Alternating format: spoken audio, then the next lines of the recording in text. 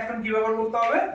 Face highlight না, দেখো face highlight এটা বোঝো আগে বাবু, এটা ভালো করে বলো, সবাই তাকাও। যদি মিডিয়াম শেডের ফাউন্ডেশন ইউজ করি, কনসিল করব কোন কালার দিয়ে? মিডিয়াম শেডের করলে প্রথমে কনসিলার মানে ডার্ক স্পট হাইড করব কোন কালার দিয়ে? এক শেড ডার্ক কালার দিয়ে। আর এবারে হচ্ছে ফেস হাইলাইট। ফেস হাইলাইট মানে কি? লাইট দিয়ে করব মিডিয়ামে। Light colour. তাহলে মিডিয়াম মডেলের সঙ্গে ফাউন্ডেশন ইউজ করলে লাইট দিয়ে করব, হাইলাইট করব। হ্যাঁ হাইলাইট করব। এই নাকে, কপালে, তিনটে দাগ কপালে, ঠোঁটের নিচে, চোখের নিচে আর কণ্ঠে, এগুলো ম্যাম বুঝিয়েছেন না যে এই জায়গাগুলো হাইলাইট করতে হবে। এই জায়গাগুলো হচ্ছে এবার আমরা লাইট কালার দিয়ে করব।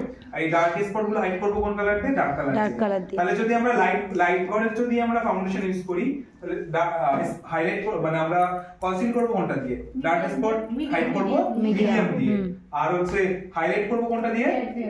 ফেয়ার দিয়ে। যদি আমরা ডার্ক কালারের ফাউন্ডেশন ব্যবহার করি, তাহলে কনসিল করব কোন কালার দিয়ে?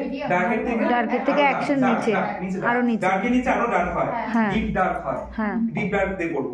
আর হাইলাইট করব কোনটা দিয়ে? মিডিয়াম দিয়ে। ঠিক আছে? পায়েল বলো, পায়েল তো